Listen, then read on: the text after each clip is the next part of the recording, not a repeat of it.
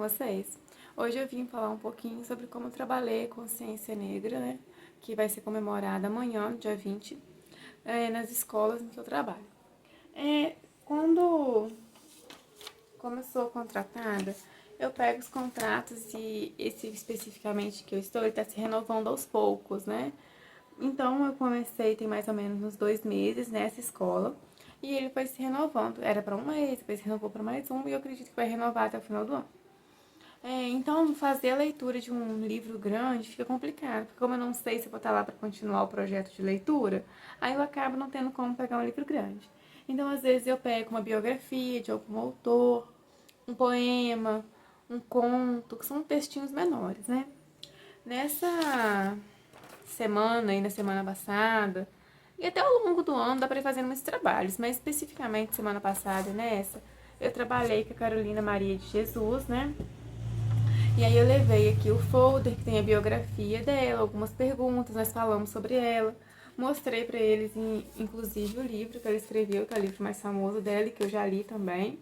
Esse livro, para quem tiver curiosidade de saber, né? Ele tem... Quer ver quantas páginas? 191 páginas, tá? Tem 191 páginas e ele é escrito como se fosse o diário que ela foi escrevendo ao longo da vida dela, tá?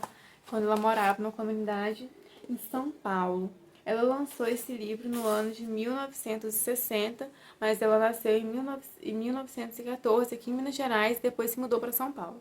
Então ela é mineira, né? Então ela mudou para lá. Depois, quando já era 1960, ela já estava mais velha, ela conheceu um repórter que propôs a ela a publicação desse diário, contando a realidade dela e de como ela vivia ali naquela comunidade.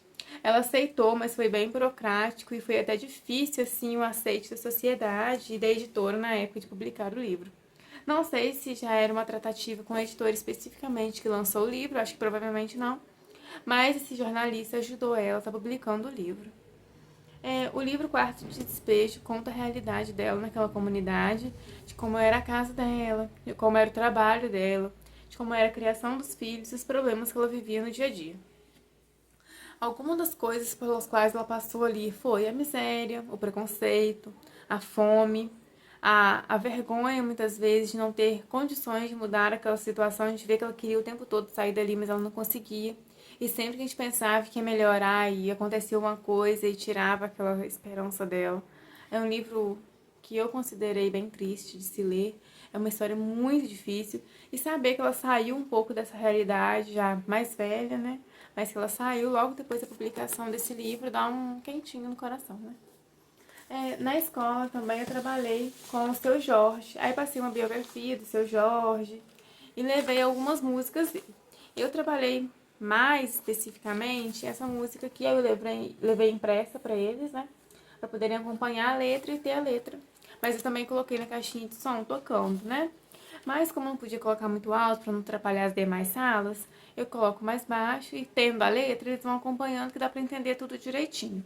Essa música é Trabalhador, né, que ela é do Seu Jorge, e ela fala sobre as dificuldades que o trabalhador brasileiro enfrenta ao longo do dia a dia e da carreira profissional.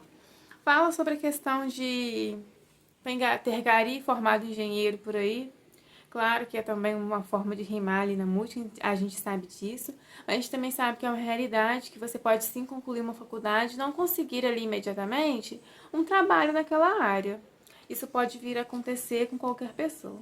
Às vezes acontece de ter uma explosão de pessoas, por exemplo, eu sou de uma cidade pequena, então às vezes quando forma 2, 3, 4 turmas de uma mesma profissão, como por exemplo direito, ao mesmo tempo, as pessoas saem da faculdade, mas como muitas querem permanecer aqui na região, elas não conseguem trabalho imediatamente e aí vão procurando outras profissões até que consigam se encaixar no mercado de trabalho. Isso não acontece só com direito, acontece com inúmeras profissões, com inúmeras pessoas ao longo da vida, dos dias, né? Infelizmente. Mas eu acredito que todos vão conseguir chegar lá. Também fala dessa relação entre patrão e trabalhador. Se você chega atrasado no trabalho, o patrão te manda embora. E ele não te questiona muitas vezes, como eu disse aos meus alunos, né? Tô conversando com vocês aqui como se estivesse conversando com eles, tá? muitas vezes seu patrão vai te perguntar o motivo de você ter chegado atrasado. Ele não vai querer te ouvir, te entender, né? Nem tentar. Porque ele não quer saber se o ônibus deu defeito, ele não quer saber se seu filho passou mal a noite toda e você acabou perdendo a hora, 10 minutinhos, 15 minutinhos, porque demorou a levantar e arrumar a criança para ir para a escola. Ele não quer saber se você teve um imprevisto no meio do caminho, que não tinha nada a ver com você, mas que parou o trânsito e você não conseguiu chegar. Ele não está interessado em saber nada disso. Ele quer que você chegue na hora, cumpra a sua função e só depois vá embora. E, se possível, fique além do tempo. Mas chegar atrasado e sem concebível, né? Muitas vezes a gente não pode também ficar generalizando, mas a gente sabe que em maioria o que acontece é isso. E aí ele compara inúmeras profissões, como dentista, frentista, policial e bombeiro. E aí eu chego a questionar os alunos se todas as profissões são valorizadas igualmente. E aí quando eles chegam à conclusão de que não, eu dou um exemplo para eles que é bem simples e fácil de entender, que é a do pedreiro e do engenheiro.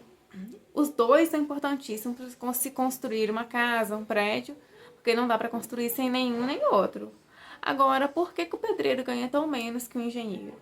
Um exerce trabalho intelectual, que é o engenheiro, e o pedreiro trabalho braçal. Quando eles chegam a essa conclusão, eu digo a eles assim: quem que exercia o trabalho braçal antigamente? Há 300 anos atrás aqui no Brasil. E aí eles ficam assim, dependendo se for uma turma de nono ano, ensino médio, eles já conseguem responder. E aí eles dizem os escravos. Eu falo assim, exatamente. E aí eles eram valorizados por esse trabalho? Ele falou assim, não. E quando eles deixaram de ser escravos, no nome, né? Porque continuaram tendo uma vida muito difícil. Não tinha ninguém para exercer essa função. O que as pessoas que tinham dinheiro começaram a fazer? Pagar pouco para eles. E como eles não tinham opção, não tinham trabalhos melhores, eles acabavam fazendo por pouco. Infelizmente, são reflexos que a gente vê na sociedade de hoje. A música também trata, além dessa comparação do que seria essa valorização, também, na minha opinião, pode tratar do que é um trabalho mais estressante do que o outro. Porque, na minha opinião, um policial ele tem sim um trabalho mais estressante do que um professor. Porque quando ele sai de casa, ele sabe que ele vai enfrentar uma pessoa que pode matá-lo. Estou dizendo que a gente que é professor vai à escola e sabe que todos os alunos são anjos? Não, mas o risco é menor, na minha opinião, na minha realidade.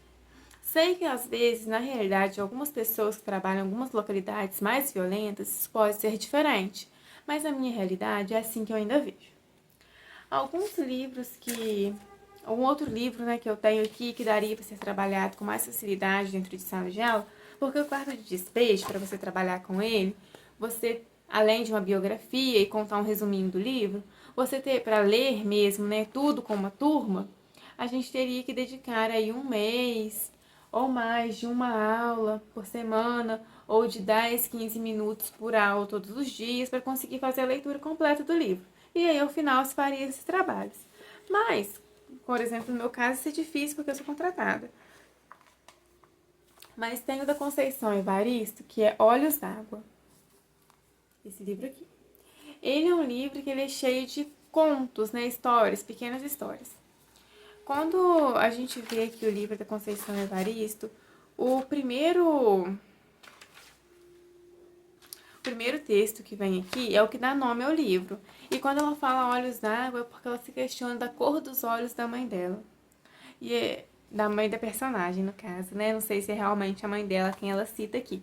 Mas a personagem diz assim, qual é a cor dos olhos da minha mãe? São olhos d'água, porque são olhos lacrimejados, sofridos, tristes. E aí ele fala durante todos os textos que tem aqui da realidade da mulher negra, das problemáticas enfrentadas no dia a dia e de como é difícil a sociedade para quem é mulher e para quem é preta mais ainda. Então ele tem textinhos como esse primeiro, vou dizer para vocês quantas páginas tem, porque aí vocês têm uma ideia, né? Porque às vezes a pessoa nunca leu o livro e não tem. Ó, o primeiro texto tem 1, 2, 3, 4, 5 páginas, tá vendo? Bem pequenininho, ó. Então, se levar um textinho desse pra sala, dá pra ler numa aula e fazer uma atividadezinha em outra aula. Lê numa aula, explica, comenta, né? Em outra aula, vai estar fazendo uma atividade. Esse livro, ele tem um total de, vamos ver, 1, 2, 3, 4, 5, 6, 7, 8, 9, 10, 11, 12, 13, 14, 15. 15 contos, né? 15 histórias aí de situações diferentes, mulheres diferentes, mas sempre mulheres e sempre negras vivendo aí numa sociedade difícil para quem é assim. Esses foram os trabalhos que eu realizei e as ideias que eu tenho também de realizar futuramente. Quem sabe quando tiver um contrato maior isso seja mais fácil. Porque eu acho que não se deve trabalhar só autores negros, personagens da história, só nessa época. Eu acho que deve ser trabalhado ao longo do ano. Principalmente quem é professor de português, às vezes fica mais fácil introduzir os autores, contos africanos, que eu também vi com os meninos das salas em que eu trabalho, Porque o Sol e a Lua vivem no céu. É um conto africano, nigeriano, se eu não me engano também. E aí nós fizemos a leitura desse conto, expliquei algumas coisas para ele, porque, por exemplo, nossa turminha de sexto ano tem um pouco de dificuldade de entender algo um pouquinho mais complexo, assim, né? E também não é da realidade deles, nunca tinham tido contato na escola que eu estou com um conto africano. Esse foi o primeiro que eu levei, porque o Sol e a Lua vivem no céu. Gostei muito desse conto, inclusive recomendo que se trabalhem com ele. É um conto nigeriano. Também trabalhei sobre Zumbi dos Palmares, mas o professor de história até já tinha trabalhado. Mas eu acho que, como é uma data nova, eu acho que vale começar do começo. E aí a primeira aula foi sobre o Zumbi dos Palmares, quem ele foi e como nós poderíamos descrevê-lo, né? Ao longo da história, foi um líder muito importante. Daí depois nós trabalhamos com a música, trabalhamos com a Conceição Evaristo, tivemos uma palestra na escola também. E a semana se encerrou porque passa muito rápido, né? Passa voando, na verdade. E semana que vem já é semana de revisão para provas na escola que eu vou estar. Boa sorte aos meus alunos, não é mesmo? Então agora, se você gostou do vídeo, gostou das ideias, de como eu trabalhei, comenta. Dá sua opinião também, pode dar alguma sugestão, porque o tempo passa rápido. E se Deus quiser, ano que vem a gente vai trabalhar muito mais essa temática, porque ela é muito importante. Beijo, tchau, tchau.